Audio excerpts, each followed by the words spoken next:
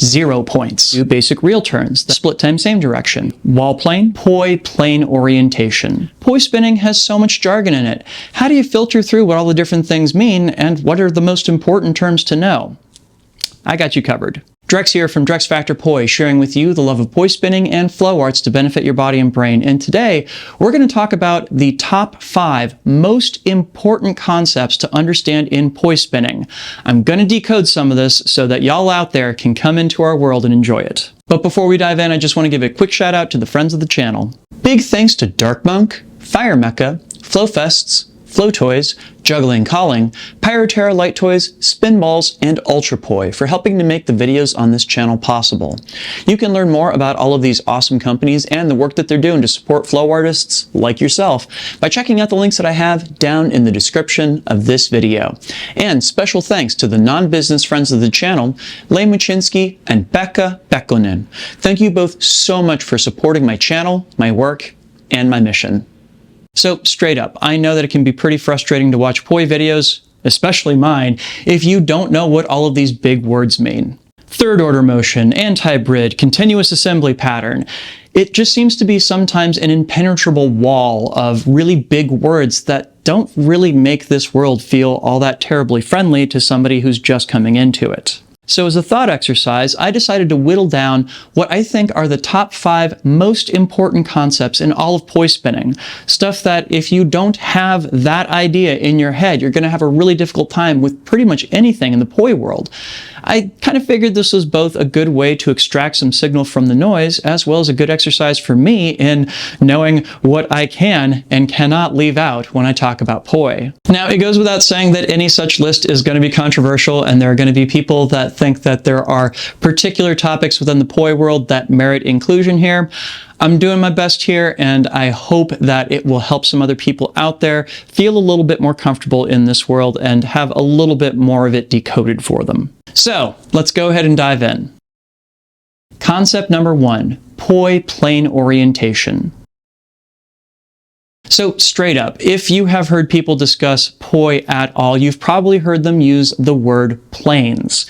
Planes, of course, are just how we define the orientation of how the poi is spinning as it relates to our body. And it's really important because we want to try and keep our poi cleanly inside of those planes. So when we talk about poi planes and plane orientation, really what we're doing is we're thinking about the movement of the poi as it spins as essentially defining a flat surface like a plate.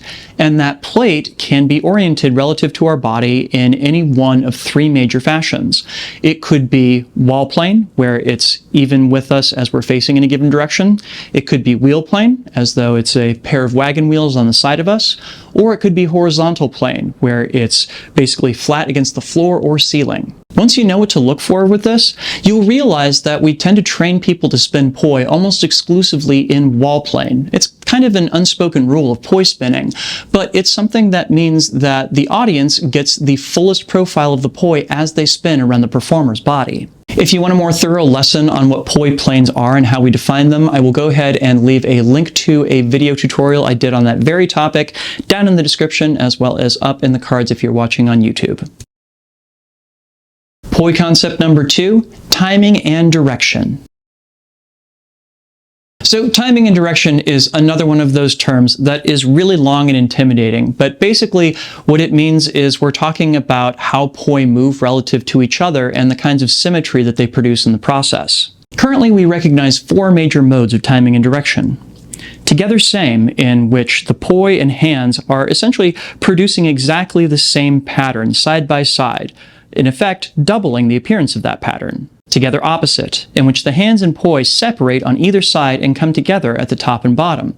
This results in patterns that appear to reflect across a vertical axis of symmetry. Split time same direction, in which the hands and poi are always at opposite ends of the same circle. This produces patterns that always appear to be reflecting across a constantly changing axis of symmetry or a point in the very center. And split time opposites, in which the hands and poi separate top and bottom and come back together to either side. This results in patterns that appear to reflect across a horizontal axis of symmetry. I know that seems like kind of a lot of information to absorb, so here's the Cliff's Notes. Does the pattern double? It's together same. Does it reflect like a butterfly or a bird's wings? It's together opposite. Does it look like a swimmer performing the crawl stroke? It's split same. And does it reflect like the horizon on a lake? That is split opposites. Do with that what you will. For those of you who are interested, there has actually been an attempt to try to simplify our terminology around timing and direction and just correlate each of the modes with a classic Greek element. So together same winds up being earth, together opposite winds up being air, split time same direction winds up being water, and of course split time opposites winds up being fire. If that works for you, go ahead and use it. Personally, I don't find it that intuitive overall, but it has definitely found some use with a lot of people. Cool, so we got the two biggest and most obvious ones out of the way. So now I'm going to drill down into some more esoteric stuff that is really important to understand with poi, but I feel like we don't talk about all that often. Starting with concept number 3, plane facing. So what exactly is plane facing? Basically, there's a weird property to when you spin poi. If you're on one side of the plane, it appears that the poi is going to be spinning one direction, and if you're on the other side of the plane, it appears it's spinning the opposite direction. Basically, which direction the poi is spinning in largely depends on which side of the plane you happen to be on. This can be really confusing to us as humans because we can set any direction to be forwards for us. The idea that if we walk around a thing, it changes direction on us seems really counterintuitive. And truth be told, when I first started to learn how to spin poi, one of my first lessons was how to do basic reel turns, that is, turning from the poi going forwards to the poi going reverse. And I could not understand this for the life of me, partially because I just expected the poi to be going whichever way I was, and it was very, very odd to me that the poi just didn't want to cooperate in that regard. This is an aspect of poi spinning that is so important to learn because basically it becomes impossible to move through a space with the prop without keeping this in mind. You have to learn how to intuitively switch your awareness of which direction the poi plane is spinning, depending upon where you happen to be in relation to it. This can take a lot of training to achieve, and it's something that we all struggle with at various points in our poi journey. And as far as I know, it's a term that didn't exist until I was several years into my poi journey. It seems so odd to me that something that is such a basic fact of how the poi moves is something that we had such a hard time putting a name to for so long. But we have a name for it now, so make sure that this is central to your understanding of the prop. Concept number 4, 0 points. So 0 point is really just a fancy name for anything you do with the poi that makes it stop, even for a split second. So think of things like stalls and pendulums.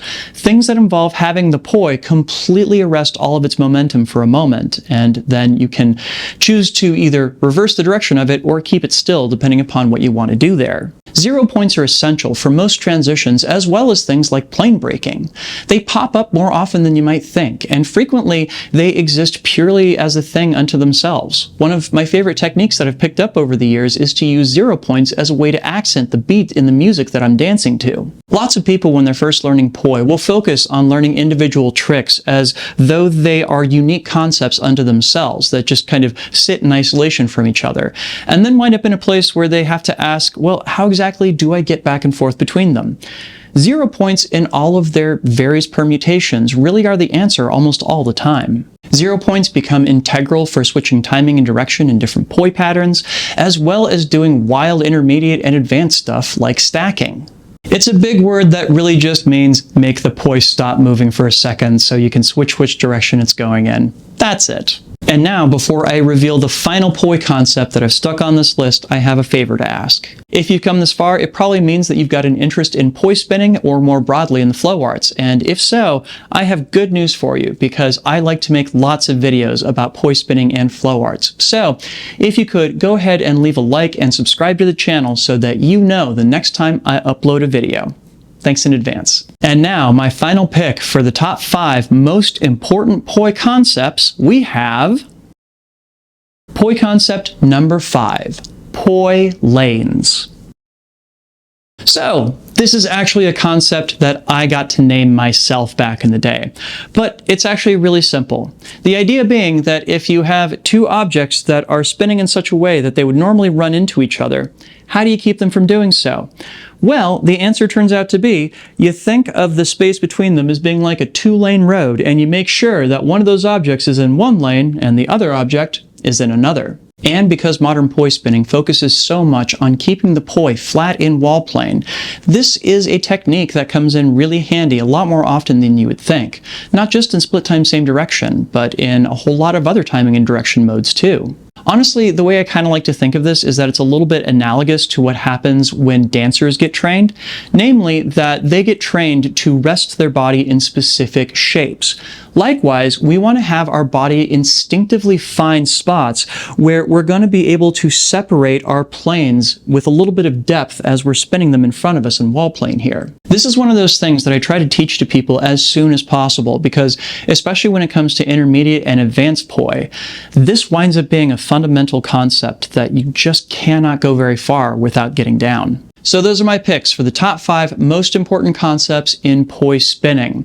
I hope that this has managed to decode some stuff for those of you out there that are just getting into this world. And for those of you who've been in this world for a while, how many of these concepts did you know? And are there any concepts that didn't make my list that you think should have? Also, if you like the way that I break down knowledge and would like to learn more poi from me, I have a beginner poi course available over on my learning site at learn.drexfactor.com. You can sign up for that at 5% off by using the discount code 5concepts at checkout. I hope you all enjoy checking those out, and pretty please, I hope to see more people out there exploring the poi world as a result.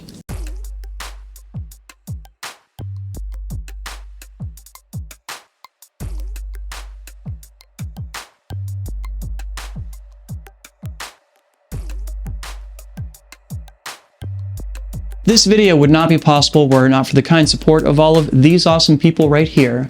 These are my Flow patrons over on Patreon.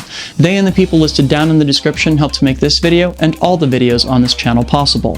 Thank you all so very much for your very generous support. And if you out there watching are not currently a supporter, but you'd like to become one, you can do that by heading on over to patreon.com/DrexFactorPoi and signing up.